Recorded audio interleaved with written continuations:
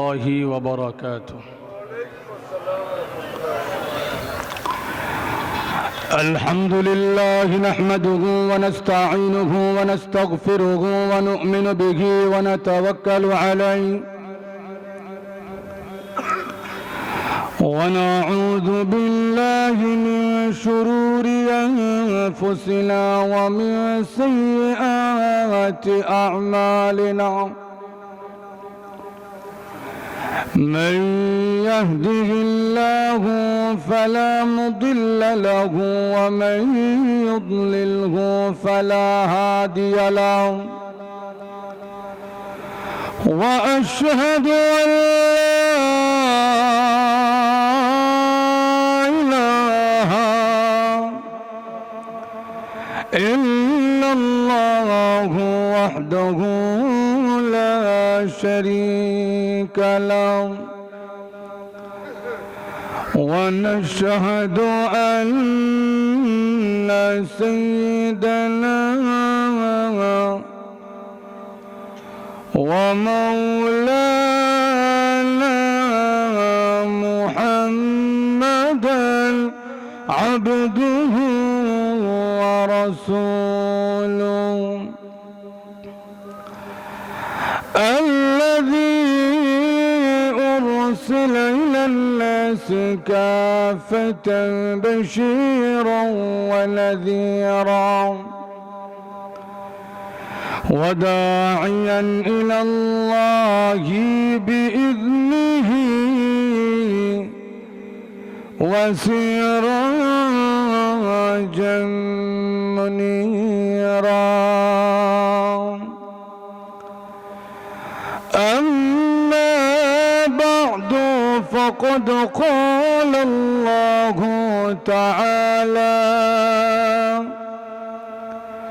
في كلامه المجيد وفرقانه الحميد: أعوذ بالله من الشيطان الرجيم. بسم الله الرحمن الرحيم. ولقد آتينا لقمان الحكمة أن اشكر لله،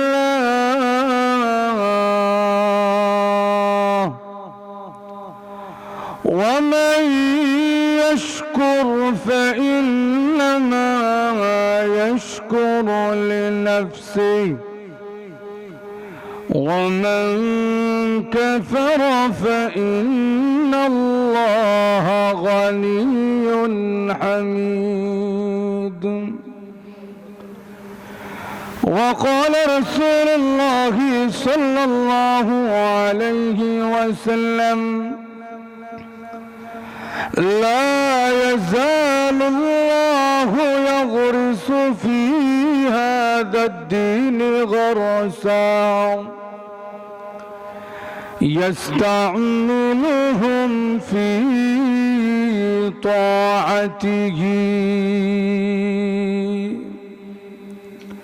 صدق الله العظيم، وصدق رسوله النبي الكريم، ونحن على ذلك لمن الشاهدين والشاكرين، والحمد لله رب العالمين. صلى الله على سيدنا ومولانا محمد وعلى آله وأصحابه وسلم صلى الله على سيدنا ومولانا محمد وعلى آله وأصحابه وسلم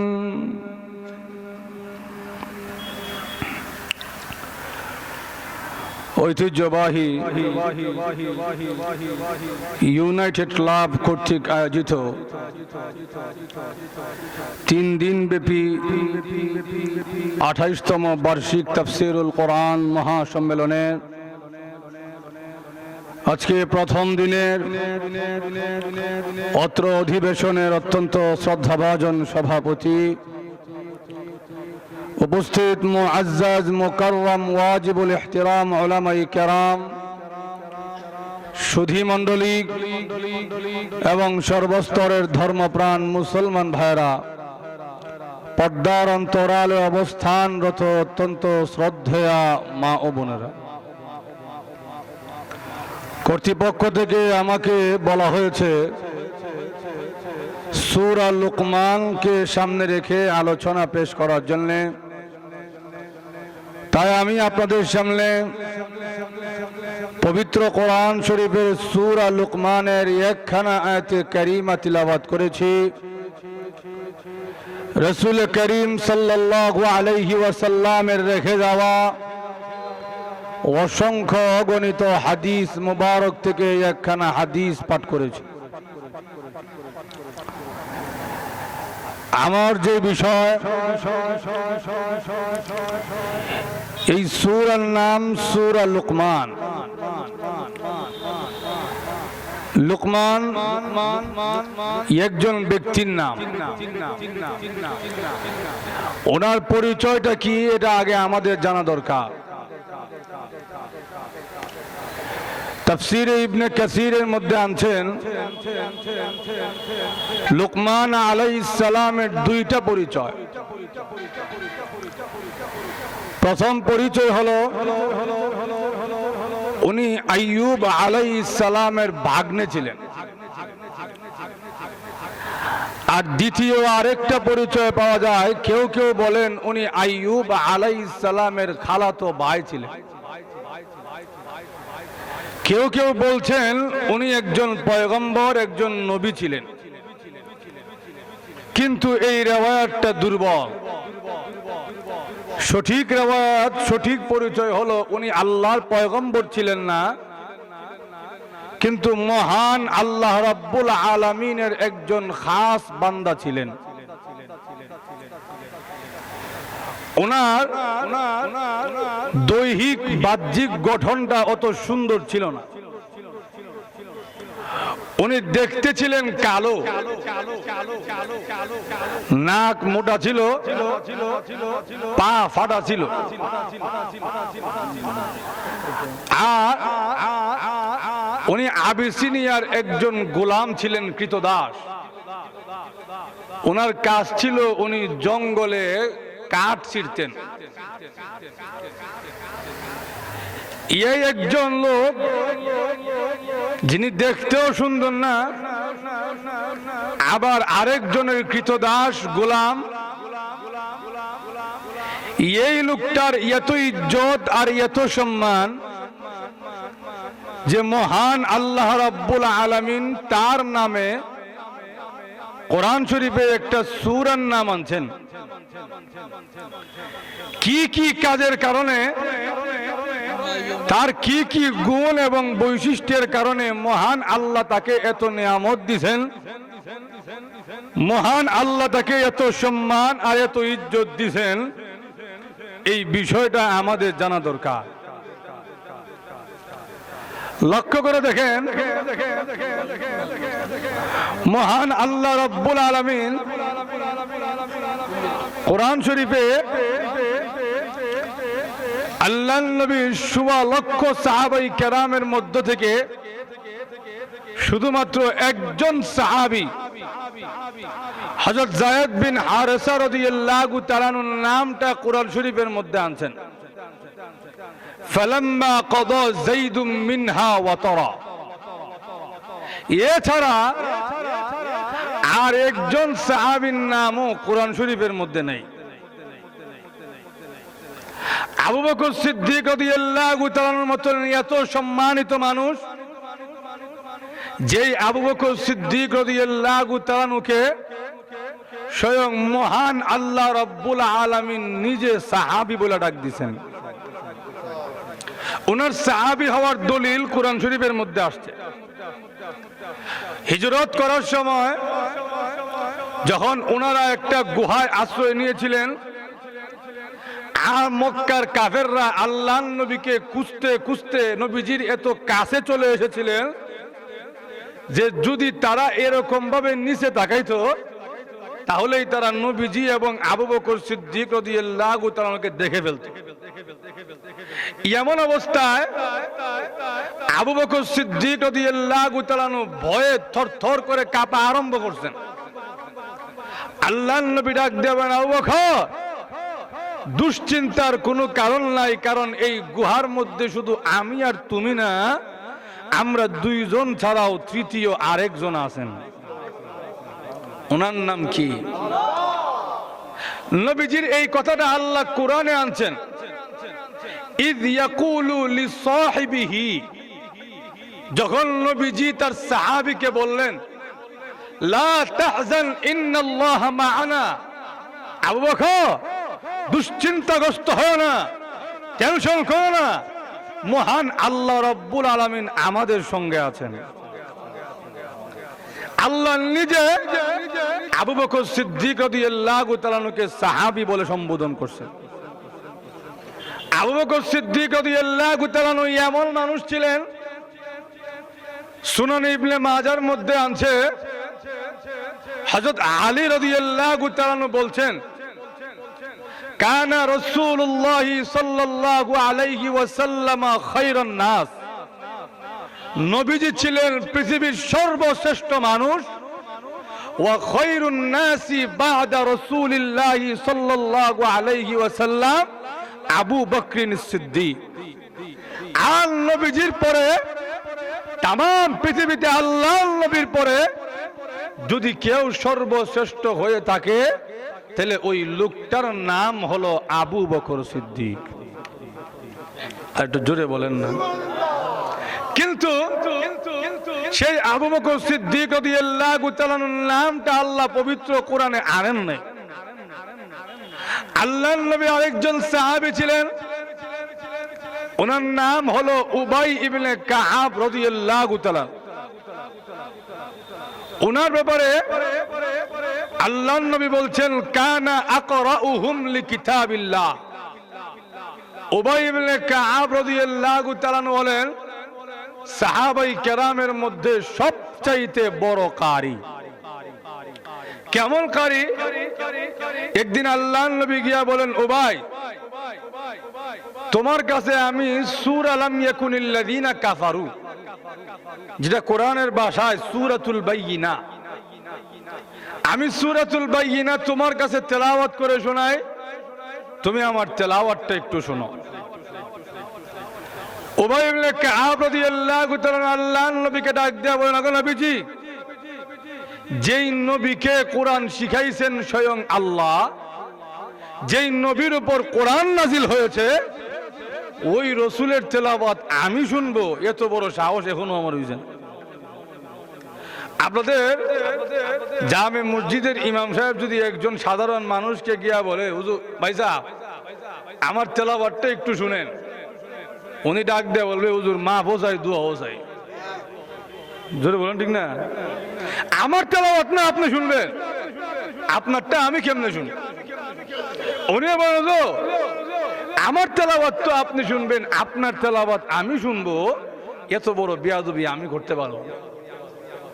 নবীজি আরেকবার বললেন, উনি অপারগতা পেশ করলেন, আরেকবার বললেন, অপারগতা পেশ করলেন, একবার দুইবার তিনবার বলছেন, তিনবারই উবাই ইবনে কাব রাদিয়াল্লাহু তাআলা অপারগতা পেশ করলেন, হুজুর আমার পক্ষে সম্ভব না। আল্লাহ নবী বিশ্ব নবী রাহমাতুল আলামিন ডাক দেয়া বলেন, উবাই ইবনে কাব রে, এমনি তোমার কাছে কোরআন তেলাওয়াত করে শোনাইতে আসি নাই। ইন্নাল্লাহ قد أمرني أن أقرأ عليك القرآن। মহান আল্লাহ রাব্বুল আলামিন আমি বিশ্ব নবীকে আদেশ করেছেন, আগে নবীজি উবাই ইবনে কাবের কাছে কোরআন তেলাওয়াত করে শোনান। মহান আল্লাহ আমাকে আদেশ করেছেন, এই জন্য তোমার কাছে কোরআন তেলাওয়াত করে শোনাতে এসেছি। উবাই ইবনে কাব রাদিয়াল্লাহু তাআলা নবীকে ডাক দিয়া বলেন, আগে নবীজি মহান আল্লাহ যে আমার কথা বলছেন, আমার নামটা মহান আল্লাহ উচ্চারণ করছেননি। হাল সাম্মানি, মহান আল্লাহ আমার নাম মুখে উচ্চারণ করছেননি। আল্লাহ নবী ডাক দিয়ে বলেন, এ উবাই ইবনে কাব, মহান আল্লাহ তোমার নাম ধরে বলেছেন। উবাই ইবনে কাবের কাছে কোরআন তেলাওয়াত করে শোনান। উবাই ইবনে কাব আনন্দে আত্মহারা হয়ে গেলেন, চোখে পানি ছেড়ে দিয়া কান্দে আর ডেকে বলে, মহান আল্লাহ যে আমার নসিহতগুলো আল্লাহর কাছে এত পছন্দনীয় হয়েছে, লুকমানে হাকিমের সবগুলো নসিহত আল্লাহ কোরআনে আনছেন। একটু জোরে বলুন না। আল্লাহ রাব্বুল আলামিনের কি নসিহত কারো থেকে ধার করার দরকার আছে? কারো নসিহত কোরআনে আনার দরকার আছে? কিন্তু এরপরেও আল্লাহ লুকমানে হাকিমের নসিহত গুলো কোরআনে এনে বুঝা দিয়েছে। লুকমান দেখতে কালো হতে পারে, লুকমান গোলাম হতে পারে, লুকমানের বাহ্যিক সুরত সুন্দর না হতে পারে, কিন্তু লুকমানে হাকিমকে আমি মহান আল্লাহ সম্মানিত করেছি। আল্লাহ বলেন, আমার তেলাওয়াতকৃত আয়াতে আল্লাহ বলেন, ওয়ালাকাদ আতাইনা লুকমানাল হিকমা, আমি মহান আল্লাহ রাব্বুল আলামিন লুকমানকে হিকমত দান করেছি। হিকমত কাকে বলে এটা আগে আমাদের বোঝা দরকার। লক্ষ্য করে দেখেন, হিকমত বলা হয় ওয়াদউ শাইই ফি মাহাল্লিহি, অর্থাৎ যে জিনিস যেখানে রাখা দরকার ওই জিনিস ওখানে রাখাটাকে হিকমত বলা হয়। তাহলে আল্লাহ যে লুকমানে হাকিমকে হিকমত দিলেন, এর ব্যাখ্যা কি? আপনারা মনোযোগ আছে তো? হিকমত কাকে বলে মনে রাখবেন, ওয়াদউ শাইই ফি মাহাল্লিহি, যে জিনিস যেখানে রাখা দরকার ওই জিনিস ওইখানে রাখার নামই হলো হিকমত। আর যে জিনিস যেখানে রাখা দরকার এখানে না রেখে অন্য জায়গায় রাখলে এটা রেখে জুলুম। লক্ষ্য করে দেখেন, তাহলে আল্লাহ যে লুকমানকে হিকমত দিলেন এর ব্যাখ্যা কি? বলে এর ব্যাখ্যা হলো, মহান আল্লাহ যখন কাউকে হিকমত দান করেন তখন ওই লোকটার পরিপূর্ণ জিন্দেগি মহান আল্লাহ যেমনে চান ওই লোকটার জিন্দেগি ওইভাবেই পরিচালিত হয়। আল্লাহ যখন আমার কাছ থেকে যা চান, আল্লাহ যেভাবে আমার জীবনকে পরিচালিত করতে চান, যখন আল্লাহ আমাকে হিকমত দিবেন তখন আল্লাহ যখন আমার কাছ থেকে যা চান মহান আল্লাহ তখন আমারে দিয়ে ওই কাজটা সম্পাদন করায় নেবেন। সুবহানাল্লাহ বলবেন না? এই নিয়ামতটা কি আপনাদের কাছে ছোট মনে হয়? আরো জোরে বলেন। আমার মহান আল্লাহ 24 ঘন্টার জীবনে আমাকে দিয়ে যা করাইতে চান আমি তাই করি। লুকমানে হাকিমকে মহান আল্লাহ এই হিকমতের নিয়ামত দান করেছিলেন। এই হিকমতের নিয়ামত দান করার কারণে লুকমানে হাকিমের ইজ্জত সম্মান কত বাড়ছে বলবো? অসুবিধা হচ্ছে আপনাদের? লুকমানে হাকিম দেখতে সুন্দর ছিলেন, দেখতে কালো ছিলেন, গোলাম ছিলেন। আবার আবিসিনিয়ার গোলাম জঙ্গলে গিয়া কাঠ কাটে, কিন্তু লুকমানে হাকিমকে মহান আল্লাহ রাব্বুল আলামিন এত সম্মান দিয়েছেন। গোটা কুল কায়নাত লুকমানে হাকিমকে সম্মান করত। একদিন লুকমানে হাকিম জনসমুদ্রের সামনে দাঁড়াইয়া বক্তৃতা দেয়। একজন লোক দাঁড়ায় বলে, হ্যাঁ লুকমানে হাকিম, আগে বক্তৃতা দেওয়ার আগে আমার একটা প্রশ্নের জবাব আপনি দিয়া দেন। বলে, কি প্রশ্নের জবাব? ওই লোকটা ডাক দিয়া বলে, প্রশ্নটা হইল, বহু বছর আগে একটা লোক দেখতে আপনাদের মতো, আমার মনে হয় আপনি বুঝি সেই লোকমান ছিলেন। লোকমানে হাকিম ওই লোকটাকে ডাক দিয়া বলে, ও ভাই, তুমি যেই লোকমানের সঙ্গে ছাগল চড়াইতা, আমি হলাম সেই লোকমানে হাকিম। সুবহানাল্লাহ বলবেন না? ওই লোকটা ডাক দিয়া বলে, আপনি যদি সেই লোকমানে হাকিম হয়ে থাকেন, তাহলে আমি এখনো ছাগলের রাখাল রয়ে গেলাম, আমি এখনো মাঠে ঘাটে ছাগল চড়াই, আর আপনার এত ইজ্জত এত সম্মান, কুল কায়নাত আপনাকে সম্মান করে, আপনি যেই দিকে যান মানুষ ওই দিকে পাগলের মতন ছুটে ছুটে যায়। আপনি লোকমানে হাকিম, আল্লাহ আপনাকে এত সম্মান দিয়েছেন, এত ইজ্জত এত মর্যাদা কেন দান করেছেন? লোকমানে হাকিম বলেন, আমি এমন কিছু গুণ অর্জন করেছি, ওই গুণগুলো যদি তুমিও অর্জন করতে পারো, কুল কায়নাতের সবাই তোমাকেও আমার মতন সম্মান দিবে। ওই গুণগুলো কি কি আপনাদের শোনার আগ্রহ আছে? গুণগুলো কি? তাফসীর ইবনে কাসিরের মধ্যে আনছেন। লুকমানে হাকিম বলেন, ওই গুণগুলো হলো, এক নম্বর আমার গুণটা হলো, আমি লুকমান আমার নজরের হেফাজত করছি। একটু জোরে বলুন না। নজরের হেফাজত, দৃষ্টির হেফাজত। আমার আল্লাহ আমাকে চোখ দিয়েছেন, কিন্তু ওই চোখ দিয়ে আমার যা মনে চায় তা দেখার জন্য দেয় নাই, বরং চোখ দিয়েছেন সব দেখতে পারবো, কিন্তু এই দেখার মধ্যে মহান আল্লাহ সীমাবদ্ধতা রাখছেন। জোরে বলুন ঠিক না? আল্লাহ কোরআনে বলছেন, অগনবীজি আপনি মুমিন নয়দেরকে বলে দেন তারা যেন তাদের দৃষ্টি নিচের দিকে রাখে। নিচের দিকে রাখে মানে অর্থ কি? রাস্তা দিয়ে হাঁটতেছেন, খালি নিচের দিকে যাই রয়েছেন, কোন সময় উষ্টা খালো গিয়ে পড়বেন নিজেও করতে পারতেন না। জোরে বলুন ঠিক না? কিন্তু নিচের দিকে রাখার অর্থ কি? অর্থাৎ আমি আল্লাহ রাব্বুল আলামিন যা দেখতে বলেছি, যা দেখতে হালাল করেছি তা যেন দেখে, যা দেখতে হারাম করেছি তা যেন ভুলেও ওই দিকে চোখ না ফিরায়। জোরে বলুন ঠিক না? লুকমানে হাকিম বলেন, আমার এক নম্বরের গুণ হইল আমি আমার নজরের হেফাজত করছি। দুই নম্বর গুণ, আমি অনর্থক কাজ কর্ম ছেড়ে দিয়েছি।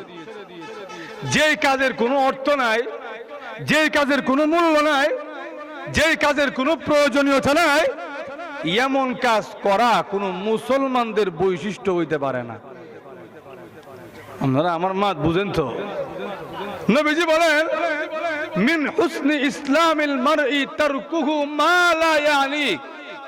একটা মানুষের মুসলমান হওয়ার সৌন্দর্য হইল, সেটা মুসলমান, তার বাহ্যিক সৌন্দর্য হইল যেই কাজের কোনো অর্থ নাই, অনর্থক নিষ্প্রয়োজন কাজ সে করে না।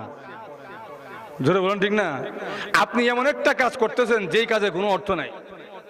এক সাহাবী, উনি পাথর হাতে নিয়ে সামনে এমনি জোরে জোরে ঢিল মারতেছে। সামনে কিছু পাথর রাখা, পাথর নিচ থেকে একটা লয় আর সামনে জোরে জোরে ঢিল মারে। এমনি আরেকজন পাশে বসা, উনি ডাক দেয়া বলেন, ও আমার ভাই, তুমি কি শুনো নাই আল্লাহর নবী বলছেন মুসলমান হইলে এমন নিষ্প্রয়োজন অনর্থক কাজ করতে পারে না। জোরে বলুন ঠিক না? ভাইরা আমার, লুকমানে হাকিম বলেন, আমার দ্বিতীয় গুণ হলো, এক নম্বর আমি নজরের হেফাজত করি, আর আমার দ্বিতীয় গুণ হইলো আমি অনর্থক কাজ ছেড়ে দিয়েছি। তিন নম্বর আমার গুণ, আমি লুকমান আমার জবানের হেফাজত করেছি। চার নম্বর গুণ, আমি আমার লজ্জাস্থানকে হেফাজত করছি। এই দুইটা গুণ অনেক বড় গুণ। নবীজি সাল্লাল্লাহু আলাইহি ওয়াসাল্লাম বলেন, যদি আমার কোন উম্মত সে জবানের হেফাজত এবং লজ্জাস্থানের হেফাজতের দায়িত্ব নিতে পারে, আযমান লাহুল জান্নাহ, কিয়ামতের কঠিন ময়দানে আমি বিশ্ব নবী আমার ওই উম্মতের জান্নাতের জিম্মাদারি নিলাম। জবানের ইবাদত, জবান আল্লাহ আমাকে দিয়েছেন, আমি কথা বলতে পারি, কিন্তু যা মনে চায় তাই বলতে পারবো? আরো জোরে বলেন না। লুকমান হাকিম বলেন, আমি আমার জবানকে ইবাদত করছি, আমার লজ্জাস্থানকে ইবাদত করছি। আমার 5 নম্বরের গুণ হইল, আমি লুকমান একবার যেই কথা বলছি ওই কথা যদি সত্য কথা হয়ে থাকে, তাম পৃথিবীর সবাই মিলেও ওই সত্য থেকে আমাকে নড়াইতে পারে না। আমি লুকমানের 7 নম্বরের গুণ হইল, আমি আমার মেহমানকে কদর করি। আমার মা বুঝেন তো আপনারা, যে গুণগুলোর কারণে আল্লাহ উনাকে সম্মান দিয়েছেন, উনি একে একে উনার গুণ বর্ণনা করতেছে। আমি আমার মেহমানকে সম্মান করি। 8 নম্বর গুণ হইল, আমি লুকমান আমার প্রতিবেশীর হকের খেয়াল করি। আমার দ্বারা যেন আমার প্রতিবেশীর কোনো কষ্ট না হয়, আমার দ্বারা যেন আমার প্রতিবেশীর কোনো অনিষ্ট না হয়। আল্লাহ রাসূল সাল্লাল্লাহু আলাইহি ওয়াসাল্লাম বলেছেন, যে মুসলমানের হাত থেকে তার প্রতিবেশী, যে মুসলমানের জবান থেকে তার প্রতিবেশী নিরাপদ থাকে না, সে আমি রসুলের উম্মতের অন্তর্ভুক্তই থাকে না। যদি বলেন ঠিক না? আজকে বর্তমানে আমাদের সমাজে দেখেন, আমাদের হাত থেকে আমাদের পাশের মুসলমান নিরাপদ না। যদি বলেন ঠিক না? আমার জবান থেকে আমার পাশের ঘরের মানুষ নিরাপদ না। ইসলাম প্রতিবেশীকে অনেক বেশি গুরুত্ব দিয়েছেন। কেন? কারণ ইসলাম একা ধর্ম না, ইসলাম হলো সমষ্টিগত একটা ধর্ম। আল্লাহ আমার মা বুঝেন কিনা আল্লাহ জানে, কিছু হা না তো বলবেন। জোরে বলেন ঠিক না? ইসলাম কোনো একক ধর্ম না, ইসলাম হলো সমষ্টিগত ধর্ম। আপনি একা নামাজ পড়বেন, আরেকজন নামাজ পড়লো না, আপনার টেনশন নাই, এমন হইতে পারবে না। আপনি একা পেট ভরে খাইলেন, আপনার প্রতিবেশী ক্ষুধার্ত অবস্থায় ঘুমাইছে, কিয়ামতের কঠিন ময়দানে আল্লাহর আদালতে জবাব দিতে হবে। যেরকম ঠিক না? আমার নবীজি বলছেন, লাইসাল মুমিন আল্লাযী ইয়াশবাউ ওয়া জারুহু শায়ুন। আল্লাহ রাসূল বলেন, ওই লোকটা পরিপূর্ণ কামেল মুমিনদার হইতে পারবে না যতক্ষণ না পর্যন্ত সে নিজে পেট ভরে খায়, কিন্তু তার প্রতিবেশী যে ওয়াজারুহু জায়ুন, তার প্রতিবেশী যে ক্ষুধার্ত, তার প্রতিবেশী যে রাত্রে খায় নাই, এই খবর তার নাই, কিন্তু সে নিজে পেট ভরে আরামে ঘুমায় রয়েছে, ওই লোকটা পরিপূর্ণ কামেল ইমানদার হইতে পারবে না। জোরে বলেন ঠিক না? লুকমান হাকিম বলেন, এই গুণগুলো আমি অর্জন করেছি, তুমি যদি আমার মতন এই গুণগুলো অর্জন করতে পারো, তাহলে মহান আল্লাহ আমাকে যেমন সম্মান দিয়েছেন, তোমাকেও মহান আল্লাহ আমার মতো সম্মান দান করবেন। এই গুণগুলো আমরা আমাদের মধ্যে আনতে চাইতো। আরো জোরে বলেন। ভালো লক্ষ্য করে দেখুন, আল্লাহ রাব্বুল আলামিনের কাছে মানুষের বাহ্যিক চেহারার কোনো দাম নাই। আল্লাহ রাব্বুল আলামিনের কাছে মানুষের সম্পত্তির কোনো দাম নাই। আল্লাহর কাছে মানুষের ক্ষমতার কোনো দাম নাই। আল্লাহর নবী বিশ্ব নবী রাহমাতুল লিল আলামিন ডাক দিয়া বলেন, উম্মতেরা রে, ইন্নাল্লাহা লা ইয়ানজুরু ইলা সুওয়ারিকুম ওয়া আমওয়ালিকুম ওয়ালাকিন ইয়ানজুরু ইলা কুলুবিকুম ওয়া আ'মালিকুম। আল্লাহ নবী ডাক দিয়া বলেন, উম্মতেরা রে, মহান আল্লাহ রাব্বুল আলামিন তোমাদের বাহ্যিক চেহারা সুরত দেখেন না, তোমার চেহারার কাটিং কত সুন্দর, তোমার চেহারার কালার কত বেশি সুন্দর। মহান আল্লাহ তোমার চামড়ার দিকে তাকান না, মহান আল্লাহ তোমার সম্পদের দিকে তাকান না। ওয়ালাকি ইয়ানজুরু ইলা কুলুবিকুম ওয়া আ'মালিকুম। মহান আল্লাহ রাব্বুল আলামিন তোমার অন্তরের দিকে দেখেন, তোমার বাহ্যিক আমলের দিকে দেখে। তোমার অন্তর যদি সুন্দর হয়, বাহ্যিক আমল যদি তোমার সুন্দর হয়, তোমার মধ্যে যদি ঈমান থাকে, তোমার মধ্যে যদি আল্লাহর ভয় থাকে, মহান আল্লাহ রাব্বুল আলামিন তোমার ইজ্জত কোটি কোটি গুণে বাড়ায়া দেয়। লুকমান হাকিমের মতন দেখতে তুমি কালো হতে পারো, তার মতো তুমি গোলাম হতে পারো। আল্লাহ নবী বিশ্ব নবী রাহমাতুল লিল আলামিন বলেন, তিনজন কালো এমন রয়েছে যে তিনজন কালো পৃথিবীর শ্রেষ্ঠ মানুষের কাতারে ঢুকে গেছে। সুবহানাল্লাহ বলবেন না? একজন প্রখ্যাত তাবিঈ ছিলেন, ওনার নাম হলো সাঈদ ইবনুল মুসাইয়িব রাহমাতুল্লাহি আলাইহি। ওনার কাছে একজন কালো গোলাম ওনার কাছ থেকে ইলম শেখার জন্য যখন এসেছে, উনি ডাক দিয়া বলেন, তোমার কালো চেহারা দেখে আমার দিলটা আনন্দে ভরে গেছে। উনি ডাক দিয়া বলে, হুজুর, মানুষ তো আমাকে কালো দেখে আমার সঙ্গে বন্ধুত্ব করতে চায় না। আমি কালো দেখে মানুষ আমার সঙ্গে তার মেয়ে বিয়ে দিতে চায় না। আমি কালো দেখে মানুষ আমাকে মূল্যায়ন করতে চায় না। কিন্তু আপনি আমাকে বলতেছেন আমি কালো দেখে আপনার মনটা আনন্দে ভরে গেছে।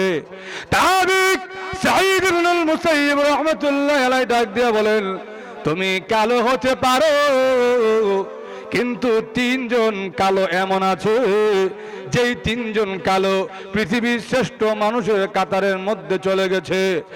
একজন কালো যার নাম হলো হযরত বিলাল রাদিয়াল্লাহু তাআলা আনহু।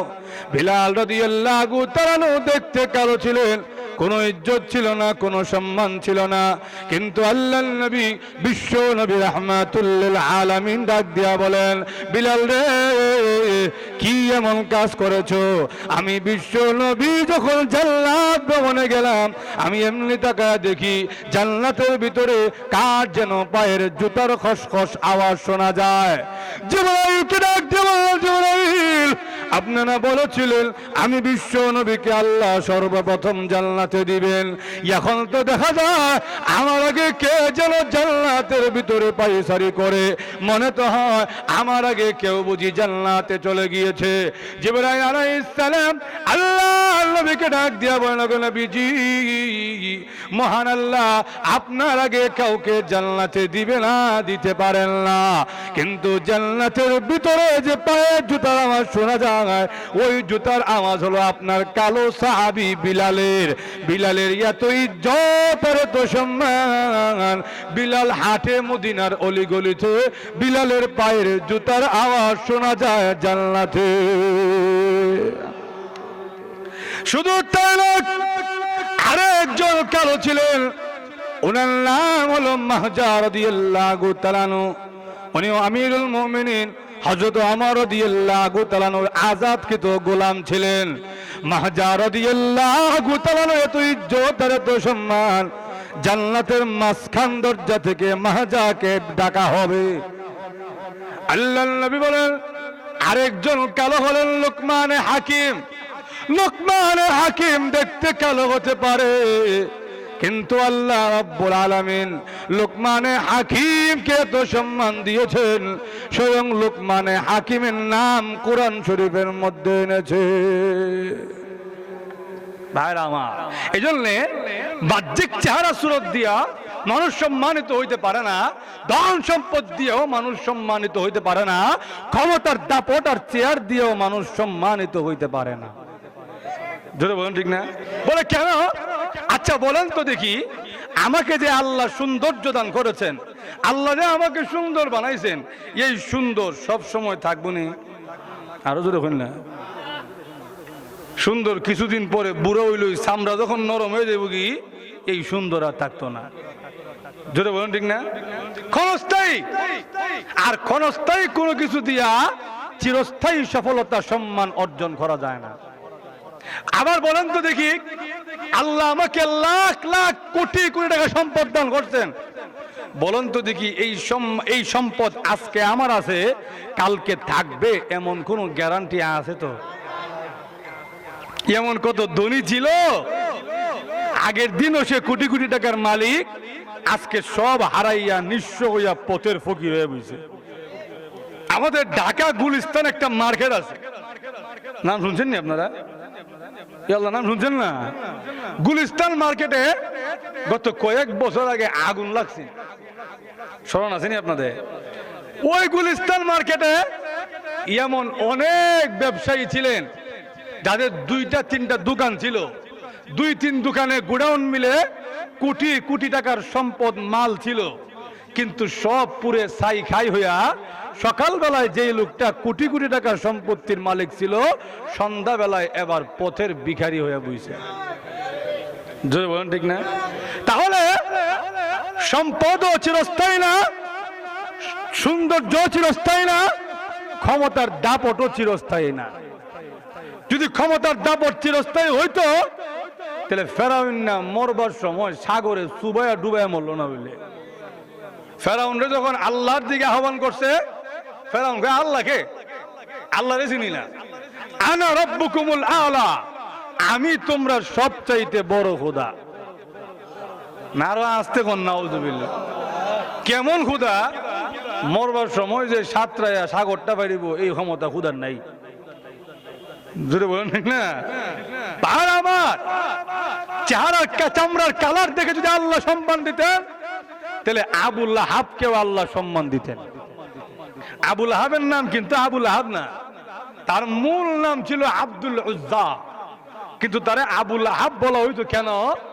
আবু লাহাব এত সুন্দর ছিল। লাহাবুন শব্দের অর্থ হইল অগ্নি শিখা, আগুনের মাথাটা।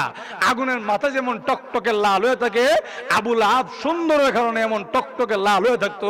এই জন্য মানুষ তারা নাম দিছে আগুনের বাপ, মানে সুন্দরের বাপ। কিন্তু এই আবু লাহাব ঈমান না আনার কারণে, তার ভিতরে অন্তরের ভিতরে আল্লাহর ভয় আর ঈমান না থাকার কারণে, বাহ্যিক আমল এবং গুণ না থাকার কারণে, আবু লাহাবের যখন মরণের সময় আইছে, শরীরে এমন পচা রোগ ধরছে, সে মৃত্যু শয্যায় শায়িত। কিন্তু তার বউ বাচ্চা তার শরীরের পচা গন্ধ শুকে কাছে থাকবার মতন না, তাকে মৃত্যু শয্যায় রেখে তার বউ বাচ্চা সব তারে ফালায়া বাকছে। এমন অবস্থায়, নিঃস্ব অবস্থায়, একা অবস্থায় পৃথিবী থেকে বিদায় গ্রহণ করছে। লোকেরা গেছে, মরছে যে লাশটাকে তো দাফন করতে হবে, কিন্তু এমন পচা দুর্গন্ধ, কি করা যায়? তার কাছেও যাওয়া যায় না। ওই মরুভূমি থেকে কিছু হাবশি গোলাম ভাড়া করে আনছে। ওই গোলামগুলো এদেরকে ভাড়া করে আনছে লাশটাকে দাফন করো। এরা আয়সা দেখে এমন বাজে দুর্গন্ধ, এর কাছেও যাওয়া যায় না। কি করবে? এরা বলে আমাদেরকে দিয়া যদি এই লাশ দাফন করাইতে হয়, তাহলে আমাদের একটা শর্ত মানতে হবে। বলে কি শর্ত? লম্বা লম্বা বড় বড় বাঁশের ব্যবস্থা করেন। বাঁশ দিয়ে করতে গেটা আগে আনেন, এরপর বলবো। লম্বা লম্বা বাঁশ আনা হইলো। এবার দেখা যায় নাকে মুখে কাপড় পেঁচাইয়া ওই হাবশি গোলাম যারা ছিলেন, এরা ওই লম্বা বাঁশ দিয়া দূর থেকে তারে ঠেলতে ঠেলতে মাটির কবরে নিয়ে ফেলছে। বলেন তো দেখি, এই সুন্দরের কোনো দাম আছে? আরো জোরে বলেন। আবু লাহাব নবীজি যখন কালিমার দাওয়াত দিতেন, আবু লাহাব নবীজির পিছনে পিছনে গিয়া দুই হাত দেখায় বলতো, ঈমান আনিস না? না করতো। একজন সাহাবী গিয়া বলে, আবু লাহাব তুমি যে হাত দিয়ে আমলে না করো, আল্লাহ না করুন তোমার হাতের উপরে কিন্তু আল্লাহর গজব পড়তে পারে। জোরে বলেন ঠিক না? পরের দিন সকালবেলায় আবু লাহাব যেই সাহাবী থেকে কথা বলছে, ওই সাহাবীর বাড়ির সামনে গিয়া দরজায় করা, না রে বাড়িতে আসো রে, এত সকালে কিতা আসছে? বলে কয়, দেখো তুমি যে গতকালকে বলছিলে আমার হাতের উপরে গজব পড়বো, কই হাত তো কিচ্ছু হইছে না। কত বড় শয়তান, চিন্তা করছেন নি? আল্লাহ রাব্বুল আলামিন এবার বলেন, তাব্বাত ইয়াদা আবি লাহাব, তুই তোর হাত দিয়ে গর্ব করস, আমি মহান আল্লাহ তোর দুনো হাতের উপর বদদুয়া দিলাম, তোর দুনো হাত ধ্বংস হোক। না না, শুধু দুনো হাত না, ও তাব্বা, গোটা আবু লাহাবটাই ধ্বংস হোক। আবু লাহাব ধ্বংস হয়েছে নি? আরো জোরে হইল না ভাইরা। এজন্য আল্লাহ নবী বলেছিলেন, মত তোমার খালি সম্পদ থাকলেই মনে করো না তুমি সম্মানী, চেহারার কালার ভালো হইলে মনে করো না সম্মানী, ক্ষমতার দাপট থাকলে খালি মনে করো না যে তুমি সম্মানী। বরং আল্লাহ রাব্বুল আলামিন কাউকে সম্মান দিতে গেলে চামড়া দেখেন না, কাউকে সম্মান দিতে গেলে সম্পদ দেখেন না, বরং আল্লাহ সম্মান দিতে গেলে মানুষের ভিতরটা দেখেন। ভিতর যা যত বেশি সুন্দর হবে, তার ইজ্জত সম্মান তত বেশি হবে। জোরে বলেন ঠিক না? এবার আসেন, আমরা বুঝলাম লুকমান হাকিম কে ছিলেন, লুকমানে হাকিমের এত ইজ্জত হওয়ার কারণটা কি? লুকমানে হাকিমকে আল্লাহ হিকমত নামক নিয়ামত দান করছিলেন। এবার আসেন এই সূরার মধ্যে, সূরা লুকমানের মধ্যে লুকমান হাকিম তার সন্তানকে কিছু ওসিয়ত নসিহত করছিলেন, ওয়াজ করছিলেন। এই নসিহত গুলো আল্লাহ পয়েন্ট আকারে একে একে প্রত্যেকটা নসিহত আল্লাহ কোরআনে আনছেন। ঘুমাই গেছেন আপনারা? আমার মাত বুঝেন তো? লক্ষ্য করে দেখেন, লুকমানে হাকিম তার সন্তানকে যত নসিহত করছিলেন এই প্রত্যেকটা নসিহত আল্লাহ কোরআনে আনছেন। তাহলে আমাদেরও এই নসিহত গুলো শোনার দরকার আছে, কারণ আমরাও অনেকে আমাদের সন্তানের বাপ, জোরে বলেন ঠিক না? সন্তানকে কেমনে মানুষ করতে হয়, লুকমানে হাকিম কি কি নসিহত করছিলেন, ওই নসিহত গুলো আল্লাহ কোরআনে এনে আমাদের জন্য শিক্ষণীয় বস্তু বানায় গেছেন। তোমরাও যদি তোমাদের সন্তানকে মানুষের মতন মানুষ বানাইতে হয়, তো লুকমান তার সন্তানকে যে নসিহত গুলো করছিলেন, তোমরাও তোমাদের সন্তানকে এই নসিহত গুলো করো। জোরে বলেন ঠিক না? এবার আসেন, লুকমানে হাকিম তার সন্তানকে প্রথম নসিহত করছিলেন। লুকমানে হাকিম বলেন, ইয়া বুনাইয়া লা তুশরিক বিল্লাহ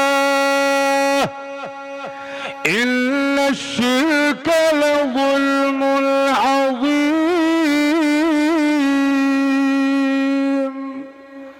লুকমানে হাকিম বলেন, ইয়া বুনাইয়া, হে আমার কলিজার টুকরা সন্তান, লা তুশরিক বিল্লাহ, জীবনে কোনোদিনও আল্লাহর সঙ্গে শরীক করবে না। জোরে বলেন ঠিক না? সন্তানকে একটু মনোযোগ দিয়ে বোঝার চেষ্টা করেন। সন্তানকে উনি প্রথম শিক্ষা দিয়েছেন আল্লাহর একত্ববাদের শিক্ষা। কোন সন্তানের ভিতরে যদি আল্লাহর একত্ববাদের শিক্ষা চলে যায়, ওই সন্তানকে আপনি যে শিক্ষায় শিক্ষিত করেন না কেন, ওই সন্তানের ভিতরে যদি প্রথমে আল্লাহর একত্ববাদের শিক্ষা ঢুকায় দেওয়া যায়, আশা করা যায় ওই সন্তান কোনোদিন অমানুষ হবে না। জোরে বলেন ঠিক না? লুকমানে হাকিম বলেন, ও আমার কলিজার টুকরা সন্তান, এক নাম্বার তুমি কখনো আল্লাহর সঙ্গে শরীক করবে না। ইন্নাশ শিরকা লাযুলমুন আযীম, কেননা শিরিক হলো সবচাইতে বড় জুলুম। জোরে বলেন ঠিক না? শিরিক সবচাইতে বড় জুলুম। কেন? কারণ আমারে সৃষ্টি করছেন কে? আরো জোরে বলেন। যে আল্লাহ রাব্বুল আলামিন আমাকে আপনাকে বানাইছে, যে আল্লাহ রাব্বুল আলামিনের আসমানের নিচে জমিনের উপরে থাকি, যে আল্লাহর রিজিক আহার করি, যে আল্লাহর আলো বাতাস অক্সিজেন আমরা ভোগ করি, ওই আল্লাহ রাব্বুল আলামিনের নাফরমানি করি শুধু এমন না, বরং মহান আল্লাহর একত্ববাদকে যদি কেউ অস্বীকার করে, ওই লোকটার চাইতে বড় জালেম আর কেউ হইতে পারে না। জোরে বলেন ঠিক না? আমাদের সমাজের মানুষ কয় না যে আমারটা কাজ, আমারটা বড়, আর গুণ গাছ আরেকজনের, তোর মতো শয়তান আর কেউ হইতে পারে না। জোরে বলেন ঠিক না? ঠিক তেমনি ভাবে আমাকে বানাইলো যিনি, আমার জন্য এত কিছু করলো যিনি, সেই আল্লাহকে বাদ দিয়া আমি যখন গায়রুল্লাহর পূজা করি, তখন বোঝা যাবে আমার চাইতে বড় জালেম আর কেউ হইতে পারে না। জোরে বলেন ঠিক না? আল্লাহ রাব্বুল আলামিন কোরআনের জায়গায় জায়গায় তার একত্ববাদের প্রমাণ উল্লেখ করেছেন। আল্লাহ ছাড়া যে আর কোনো ইলা নাই, আল্লাহ জায়গায় জায়গায় বলছেন। আল্লাহ কোরআনে বলেন, আল্লাহু লা ইলাহা ইল্লাহু আল হাইয়ুল কাইয়্যুম।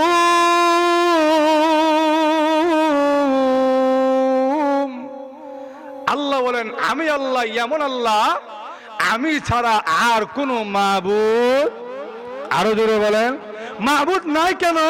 আল্লাহ এটাও বলেন, আল হাই, আমি আল্লাহ হইলাম চিরঞ্জীব, আমার কোনো ক্ষয় নাই, আমার কোনো লয় নাই, আমার কোনো ধ্বংস নাই।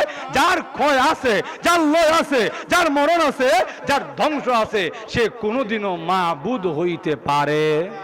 আরো জোরে বলেন। এবার বলেন তো দেখি, আল্লাহ ছাড়া এমন কোন সত্তা কি আছে যার মরণ নাই? একটু জোরে হন না।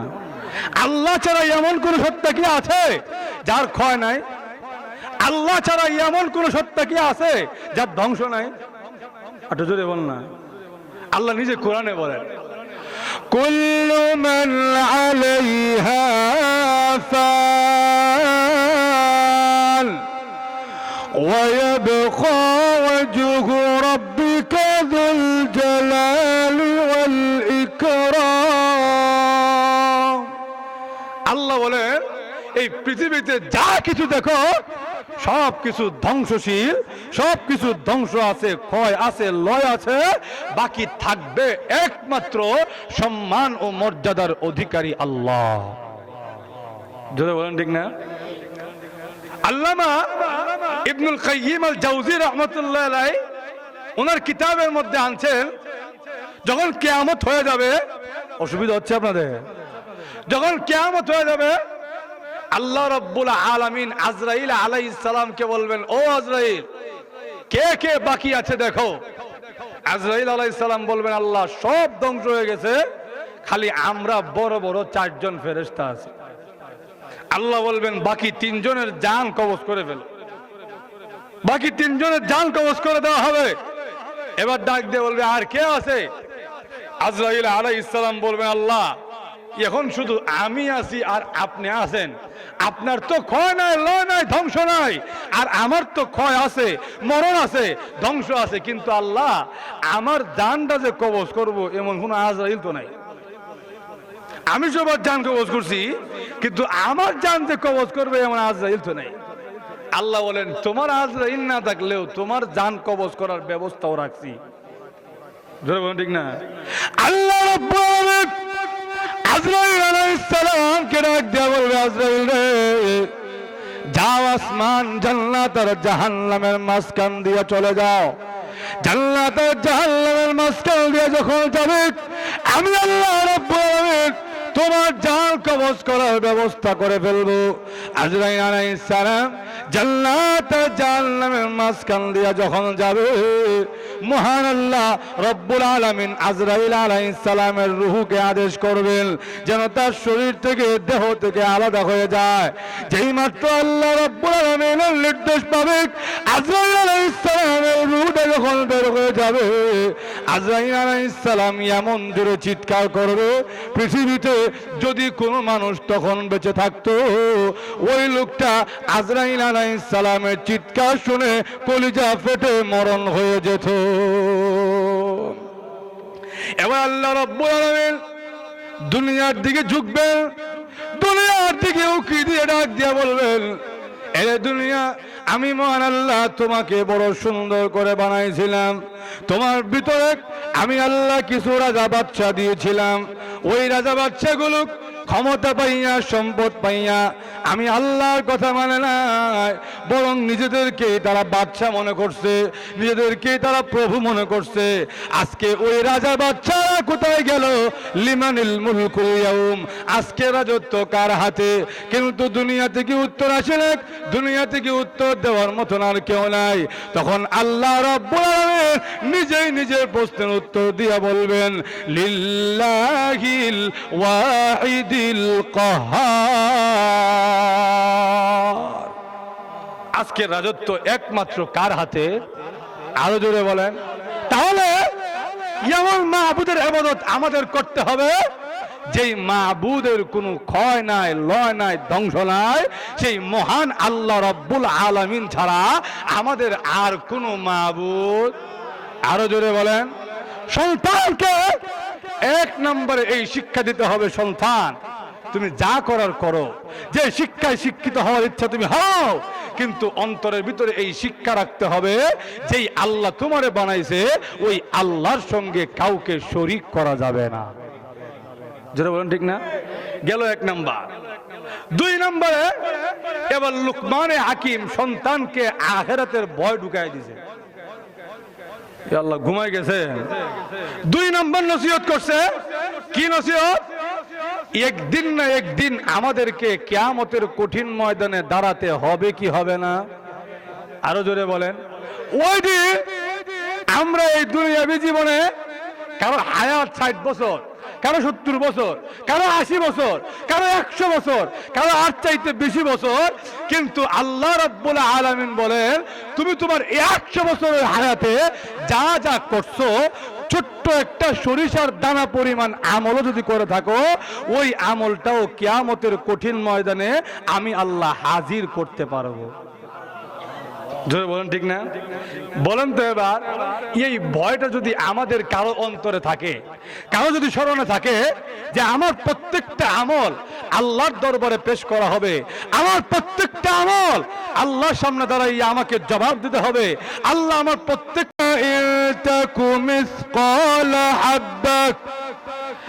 مثقال حبة من خردل فتكن في صخرة أو في السماوات أو في الأرض يأتي بها الله।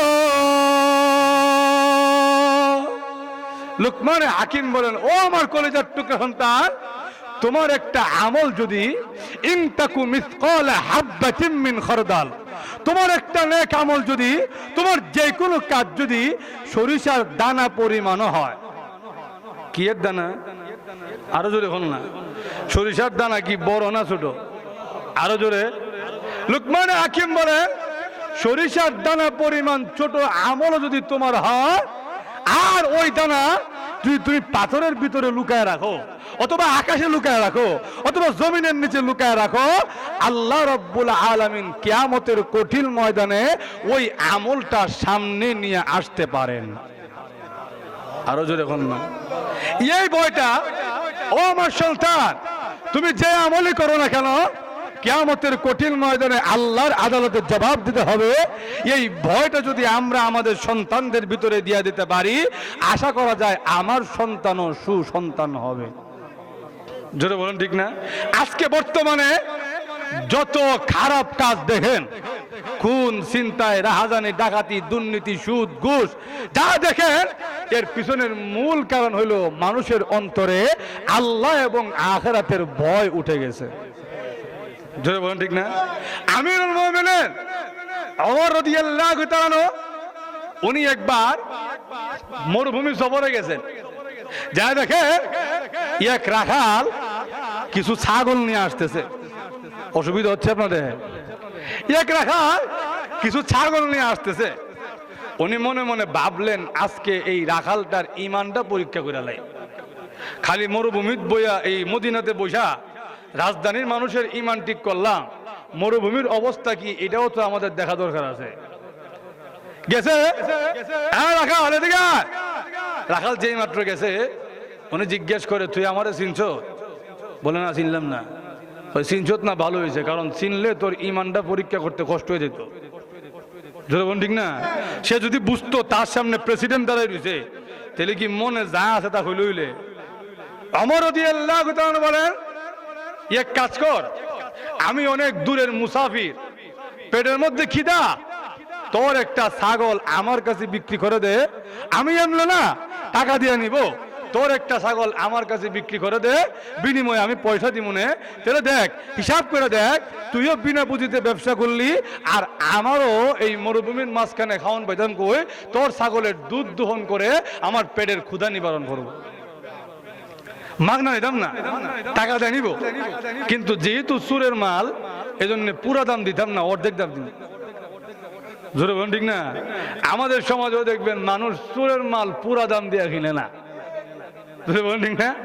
আমার মরহুম আব্বাজান আল্লামা আনসারী রহমতুল্লাহর মুখ থেকে আমি শুনছিলাম, যারা মুরব্বী আছেন বলতে পারবেন, আগের যুগে বাড়িতে ধান নিয়ে আসলে দেখবেন ছোট বাচ্চারা লুকায়া ধান কিছু চুরি করে দোকানও বিছিলায় চকলেট খাবার লেগে।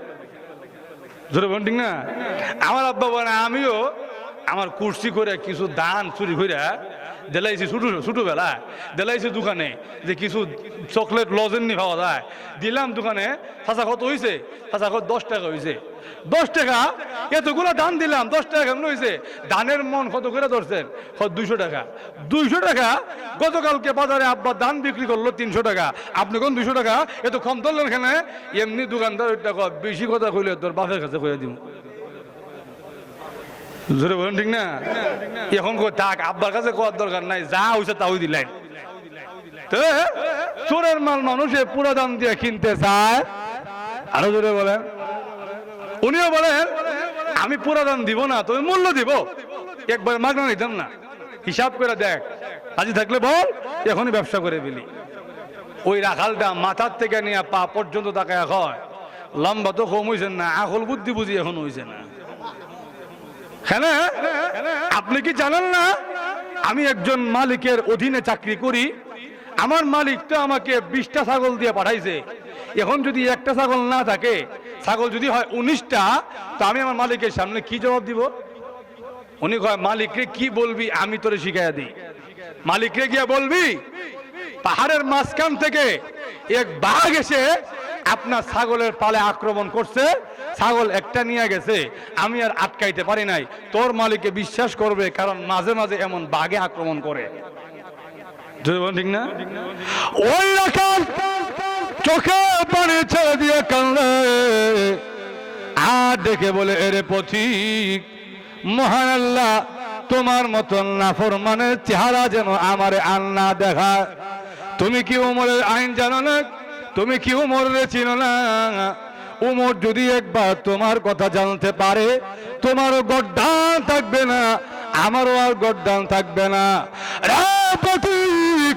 আমার দুনিয়ার মালিক না হয় দেখলো না, দুনিয়ার মালিক না হয় জানে না আমি কি করি। তোমার কাছে একটা ছাগল বিক্রি করে দিলে, দুনিয়ার মালিককে মিথ্যা কথা বললে দুনিয়ার মালিক বুঝবে না, কিন্তু আমার দুনিয়ার মালিকেরও তো একজন মালিক আছে। ওই মালিক যদি কিয়ামতের কঠিন ময়দানে আমাকে জিজ্ঞাসা করে, মালিককে না জানাইয়া কেন ছাগল বিক্রি করে দিলাম, কিয়ামতের কঠিন ময়দানে আমি আমার আল্লাহর সামনে দাঁড়াইয়া কি জবাব দিব? এই বলে চোখের পানি ছেড়ে ছেড়ে দিয়া কান্দে। হযরত ওমর রাদিয়াল্লাহু তাআলা গোলামের কাছ থেকে, রাখালের কাছ থেকে এই কথা শোনার পরে উনি আনন্দে আত্মহারা হয়ে গেলেন। আমার দেশের রাখালও চুরি করে না, আমার দেশের রাখালে আল্লাহর ভয় আছে, আমার দেশের রাখালের কিয়ামতের কঠিন ময়দানের ভয় আছে। আমার দেশের রাখালও যখন চুরি করে না, আমি ওমরের আর কোনো চিন্তা নাই, কোনো টেনশন নাই, আমার দেশের একটা লোকও আর দুর্নীতি করবে না। ভাইরা আমার, এজন্য আখিরাতের ভয়, কিয়ামতের কঠিন ময়দানে আমাদের প্রত্যেককে আমাদের কার্যকলাপের জবাব দিতে হবে। প্রত্যেকটা আল্লাহ রাব্বুল আলামিন প্রত্যেকটা কাজের হিসাব আমাদের কাছ থেকে নেবেন। আমাদের কাছ থেকে যে হিসাব নেবেন, আল্লাহ কিন্তু অনেক হিসাব আমরার কাছ থেকে নিত না, বরং এমন এমন বস্তুর কাছ থেকে হিসাব নিবে, মানুষ অবাক হয়ে বলবে, আল্লাহ আজকে তো আর রেহাই নাই। ধরে বলুন ঠিক না? দুনিয়ার জীবনে মানুষ আল্লাহর জমিনের উপরে গুনাহ করে, কিন্তু জমিন কোনো কথা বলে না। হাদিসের মধ্যে এসেছে, মানুষ যখন গুনাহ করে, জমিন আল্লাহর কাছে অনুমতি চায়, প্রভু গো একটা বার আমাকে শুধু আদেশ করেন, আমি আপনার বান্দাকে নিয়ে মাটির নিচে চলে যেতে চাই। হ্যাঁ প্রভু, আপনার জমিনে থাকে আপনার রিজিক আহার করে, আপনার জমিনে থেকে আপনার রিজিক খাইয়া আপনার আসমানের নিচে থেকে আপনার অক্সিজেন ভোগ করে, আপনার সূর্য চন্দ্রের আলো বাতাস ভোগ করে, অথচ আপনার কথা মানে না, এমন বান্দাকে আমি জমিনের উপর রাখতে চাই না। কিন্তু আল্লাহ রাব্বুল আলামিন জমিনকে ডাক দিয়ে বলে, জমিন রে আজকে তোর কথা বলার দরকার নাই, এমন একটা দিন আসবে যেই দিন তুমি জমিনকে কথা বলার অনুমতি দেওয়া হবে। কিয়ামতের দিন আল্লাহ রাব্বুল আলামিন বলবেন, জমিনের জবান খুলে দেওয়া হবে, জমিন একে একে মানুষের বিপক্ষে সাক্ষী দিতে থাকবে। ওয়াকালাল ইনসানু মা লাহা, মানুষগুলো অবাক হইয়া হতবাক হইয়া ডাক দিয়া বলবে, এ জমিন তুই যদি আমার বিরুদ্ধে বলো, আমি কোথায় যাব, কার কাছে যাব? তুমি যদি আমার ব্যাপারে সাক্ষী দিয়ে দাও, বলো না আমি কার কাছে যাব, কোথায় যাব? আল্লাহ রাব্বুল আলামিন ডাক দেবে, নবী গো জমিন কেন কথা বলে জানেননি? বি আল্লাহ রাব্বাকা আওহা লাহা, জমিনকে তার আল্লাহ আদেশ করেছে। এই জন্য জমিন একে একে মানুষের সকল কীর্তিকলাপের সাক্ষী দিতে থাকবে। শুধু জমিন সাক্ষ্য দিবে এমন না, আল্লাহ কোরআনে বলেন আল-ইয়াউমা নাখতিমু আলা আফওয়াহিহিম ওয়া তুকাল্লিমুনা আইদিহিম ওয়া তাশহাদু আরজুলুহুম বিমা কানু ইয়াকসিবুন। আল্লাহ রাব্বুল আলামিন ডাক দিয়া বলেন, পৃথিবীর মানুষেরা রে, দুনিয়ার জীবনে তুমি তোমার জবান দিয়া কথা বলো, দুনিয়ার জীবনে তুমি তোমার জবানের সাহায্যে কথা বলো, কিন্তু কিয়ামতের কঠিন ময়দানে আমি মহান আল্লাহ তোমার জবানের মধ্যে সিল মেরে দিব। জবান কথা বলতে পারবে না, আল্লাহ আপনার সঙ্গে কে কথা বলবে? আল্লাহ রাব্বুল আলামিন ডাক দিয়া বলেন ওয়া তুকাল্লিমুনা আইদিহিম, তোমার জবান বন্ধ করে দিব, কিন্তু তোমার হাতকে কথা বলার শক্তি দিয়া দিব, তোমার পাকে কথা বলার শক্তি দিয়া দিব। হাত দিয়া কি গুনাহ করছো হাত বলতে থাকবে, পা দিয়া কি গুনাহ করেছো পা বলতে থাকবে। এই জন্য যদি কোনো মানুষের অন্তরে কিয়ামতের ভয় থাকে, কিয়ামতের কঠিন ময়দানে আল্লাহর সামনে দাঁড়াইয়া জবাব দেওয়ার টেনশন থাকে, ওই লোকটার পক্ষে জিন্দেগিতেও গুনাহ করা সম্ভব না। ঠিক না? লুকমান হাকিম তার সন্তানকে 2 নম্বর এই নসিহতটা করছে, ও আমার কলেজের টুকরা সন্তান, তুমি 1 নম্বরে আল্লাহর সঙ্গে শিরিক করবে না, 2 নম্বরে এটা মনে রাখবা তুমি যেই কাজ করো না কেন ওই কাজের হিসাব আল্লাহর কাছে একদিন দিতেই। আরো জোরে বলেন। ভাইরা আমার, হযরত চলে আসছেন, শেষ করে ফেলতে হবে। এরপরেও সংক্ষিপ্ত আরো যে নসিহতগুলো ছিল শুধু শিরোনামগুলো বলে শেষ করে দেই।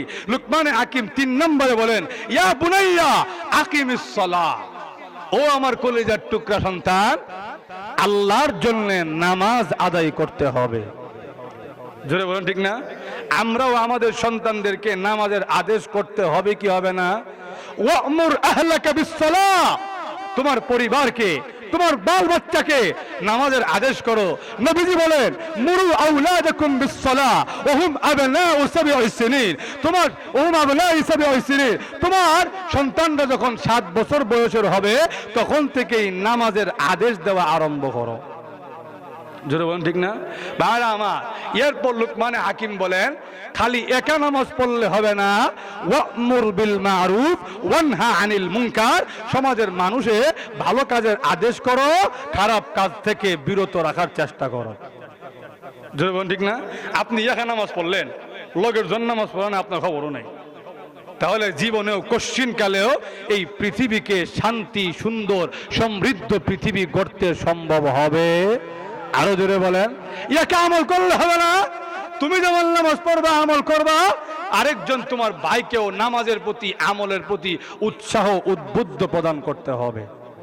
জোরে বলেন ঠিক না? এরপর বলেন ওয়ালা তুসাইর খাদ্দাকা লিন-নাস ওয়ালা তামশি ফিল আরদি মারাহা, মানুষের সঙ্গে যখন কথা বলবে, সামাজিক শিক্ষা দিচ্ছেন সন্তানকে, বলতেছে মানুষের সঙ্গে যখন কথা বলবে তখন তার প্রতি মনোযোগী হয়ে কথা বলবে। তার লগে কথা কইতেছো, বেড়ার লগে কথা কও, কিন্তু মুখ ঘুরায় রাখছো আসমানের দিকে, তাহলে ওই লোকটা বুঝবে সে আমার কথা মনোযোগ দিয়ে শুনতেছে না। ঠিক না? উনি উপদেশ দিলে মানুষের সঙ্গে যখন কথা বলবে তার প্রতি মনোযোগী হইয়া আগ্রহী হয়ে তার কথা শুনবে। ওয়ালা তামশি ফিল আরদি মারাহা, জমিনে গর্ব করে অহংকার করে চলবে না। এরপর বলেন কেমনে চলবে? ওয়াকসিদ ফি মাশিকা, তোমার হাঁটার মধ্যে মধ্যম পন্থা অবলম্বন করবে, বেশি জোরেও হাঁটবে না, আবার একবারে এমন ভাবে হাঁটতেছো দূর থেকে দেখলেই বোঝা যায় এটা রুগিলা। জোরে বলেন ঠিক না? এই জন্য উনি বলেন মধ্যম পন্থা অবলম্বন করে হাঁটবে। ওয়াগদুদ মিন সাউতিক, এবং তোমার আওয়াজটাকে নিচু রাখবে, আওয়াজ যেন এমন কর্কশ না হয়, এমন উঁচু আওয়াজ না হয় যে কারণে আরেকজন ভাইয়ের তোমার আওয়াজের কারণে কষ্ট হয়। এই উপদেশগুলো লুকমানে হাকিম তার সন্তানকে দিয়েছিলেন। আল্লাহর কাছে ওই উপদেশগুলো এত পছন্দনীয় হয়েছে, মহান আল্লাহ রাব্বুল আলামিন ওই উপদেশগুলো কোরআনের মধ্যে জায়গা দিয়ে দিয়েছেন। এজন্য আলোচনা যতটুকু হলো আমরা সকলে আমল করার চেষ্টা করব তো ইনশাল্লাহ। সবাই চেষ্টা করবো তো ইনশাল্লাহ। আল্লাহ আমাদের সবাইকে কবুল আর মঞ্জুর করুন, আজকের এই তাফসীরুল কোরআন মাহফিলকে কবুল আর মঞ্জুর করুন। সকলেই বলেন আমিন। ওয়া আখিরু দাওয়ানা আনিল হামদুলিল্লাহি রাব্বিল আলামিন। আসসালামু আলাইকুম ওয়া রাহমাতুল্লাহ। সম্মানিত উপস্থিতি।